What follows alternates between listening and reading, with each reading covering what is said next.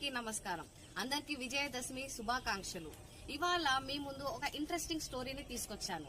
అది ఎలాంటి స్టోరీ అని అంటే స్వామి వివేకానంద గారికి చాలా చాలా చాలా ఇష్టమైన స్టోరీ అన్నమాట. అతను చాలా ప్రసంగాలలో కూడా ఈ స్టోరీని చెప్పడం జరిగింది. అయితే ఈ స్టోరీలో అంత స్పెషాలిటీ ఏముంది అని అంటే ఇది మన జీవిత సత్యాన్ని అలాగే బ్రహ్మ సత్యాన్ని కూడా తెలిపే స్టోరీ అన్నమాట.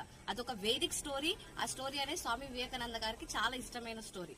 సో అందరు ఇంట్రెస్టింగ్ గా వెయిట్ చేస్తున్నారా ఏంటి ఆ స్టోరీ అని? ఓకే, చెప్పేస్తాను. సో ఆ స్టోరీ ఏంటంటే ఒక జంగల్ ఉంది. సో ఆ జంగల్లో ఒక ఆడసింహం ఉంది అన్నమాట. అయితే ఆడసింహం అనేది ప్రెగ్నెంట్ గా ఉంది. అది వేటకని బయలుదేరుతుంది. సో వేటకని బయలుదేరినప్పుడు అక్కడ తన దూరంగా ఒక జింక కనిపిస్తుంది అనమాట. సో ఆ జింకని చూడంగానే ఇది వెంటబడుతుంది అనమాట. అలా ముందు పరిగెడుతూ కూడా ఒక చిన్న లోయ ఉంటుంది అనమాట. అయితే జింక ఆ లోయను దాటి వెళ్ళిపోతుంది. ఈ ఆడసింహం కూడా ఆ లోయని దాటబోతుండగానే ఏమైతుంది అంటే డెలివరీ అయిపోతుంది అనమాట. సో డెలివరీ కాగానే ఏమవుతుందంటే